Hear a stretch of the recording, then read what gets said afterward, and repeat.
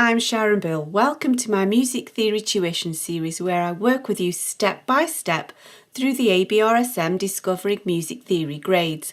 I'll work through every single exercise and explain everything you need to know. You can access information about the books I have available to help you on my website. Go to sharonbill.com. For advert-free and longer lessons, you can become a patron at patreon.com/SharonBill. If you can give me a like, that would be super, and please do subscribe to my channel to stay updated. You can support this channel by buying me a coffee at buymeacoffee.com/SharonBill. Let's move on to page 23 of the Grade 2 Discovering Music Theory workbook, and we move on to exercise 5 and the final challenge in this chapter. And so perhaps this might be a good opportunity to just jump in and have a go entirely on your own to begin with and see if you can spot which of these examples are grouped correctly and which are not. Remember, for the most part, each new beam or rest should show and reflect where each new beat falls, apart from the half bar exceptions. So then, let's move on and check this together. I'm hoping you've had a go. And so let's look at this first one. So we have 3 crotchet beats per bar. We need to reflect each crotchet beat. We've got a mixture of quavers and semi-quavers. So here is beat 1. Correctly grouped. Now we have a half and 2 quarters, which makes 1. That's correctly grouped. The fact that the quarter beat is a rest doesn't change the fact. It's just the same as seeing quaver, semi, and then there's beat 3. So we can nicely see beat 1, beat 2, beat 3 as these beams reflect. That's correct. We're still in 3 crotchet beats per bar here, and a quaver is beat 1. There is the start of beat 2, so that should not be joined on. We should see a new beam here. There's half a beat, quarter.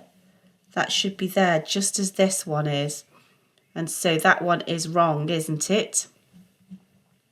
And this one here is also wrong, because those half and half should be grouped together, half, quarter, and so we can see that this indeed is the correct one. We can be extra sure now for that, can't we?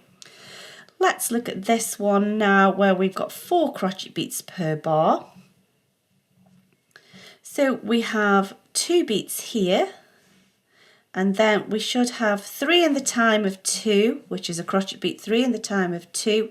There shouldn't be a join there because we should see beat 3, beat 4 separately. So that's not right, is it?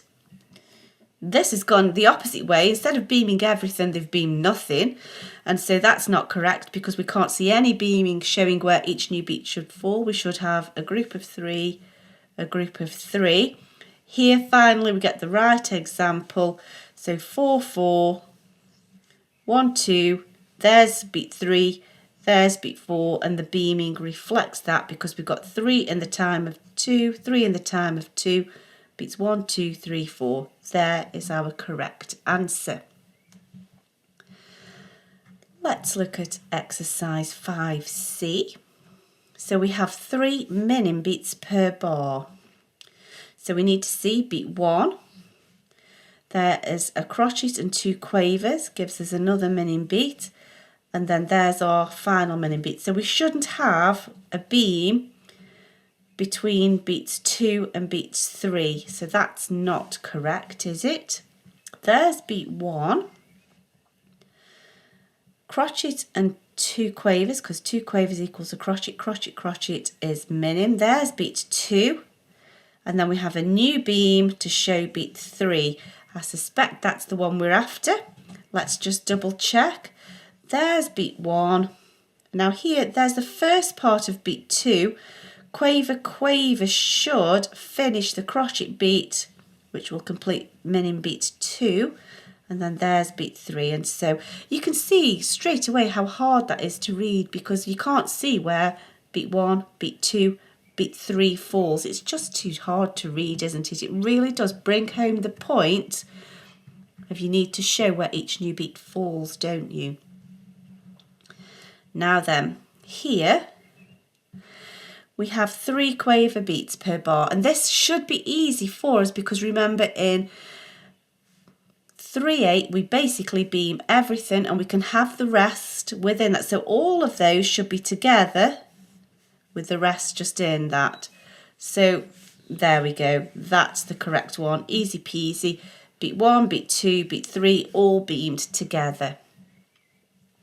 And now we get the opportunity to try some on our own. So let's just work through this challenge. I do suggest that you perhaps try this first of all on your own. And I know I always keep saying this, but it's so important to just try. It's much better to just have a go and actively sort of struggle and work it out, because you will learn it so much more thoroughly. It's too passive if you're just copying it. So don't just copy it, have a go, work lightly in pencil, and then if something isn't quite right, you can have another go. So we need to rewrite this rhythm, grouping the notes correctly. Do you remember that each new beat requires a new rest or a new beam? And so that's what we need to show, where each new beat falls. We're in 4/4 though, so we don't want to beam over the halfway mark if we are required to do so. We need to just bear that in mind. That halfway point should not be crossed, as it were. So we can see beat 1, beat 2. Now 4/4 equals a whole, so there's beat 3, and then 1/2 and 1/2 is beat 4. So we're going to have to show that by beaming those to show the start of beat 3, the start of beat 4. And then in the next bar we have 1/2, 1/4, 1/4. So there we have beat 1. Now here we know that we can have 4 quavers as a minim, but don't slip into that trap of thinking, right, I can beam all of those together, because remember we have to observe the rule where we show the halfway point. There's beat 1, there's beat 2. We don't cross over the halfway point, so beat 3 must be separate, and there's beat 4. So we can't use the rule where we can have 4 quavers to show a minim beat, because we would be breaking over that halfway point, and that's the one place we cannot do that. So we can see we're going to have to beam here instead. So that's all of the thinking done. Now we've got the nice job of just copying the notes, a nice bit of therapeutic manuscript writing. So I'm going to keep the dots, as it were, the blobs, aligned so I don't get lost. And then I know everything's properly spaced. So if I just do this group first, and I'm not going to lose track of where I am. So if then I know my stem's going to be the right length, and then just put the next beam in. So now I can see there's the start of beat 1, there's beat 2, this is beat 3, and here is beat 4. So that's that nicely sorted. And it's so much easier to read than all of these little individual notes with all these random note tails going on. We can see beat 3, beat 4. Carrying on, so put the blobs in place. I'll just do 1/2 bar. You can do it however you like, really. We've done the thinking now, haven't we? So I need another stem, and then here's the beam. 1/2, 1/4, 1/4, that's beat 1.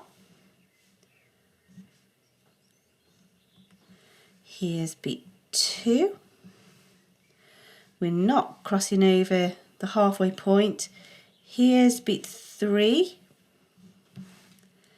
Remember, going from top to bottom so I don't end up veering off in some sort of slant. And we can easily see beat 1, beat 2, beat 3, beat 4, and we can show the halfway point in each bar. And so that's that chapter on rhythm completed. We do get some more revision on that later in the practice exam paper, but I suggest we leave it. Let's give our brains a chance to forget it a little bit, and then the exam paper will give us an opportunity for a little bit more revision. So that's the end of that topic for now. I hope this is helpful to your studies. Please do like and subscribe to stay updated. If you'd like to support this channel, you can buy me a coffee, and for advert-free lessons, you can become a patron. Do visit my website where you'll find many resources available to help you. Visit sharonbill.com. Thanks for watching. Bye.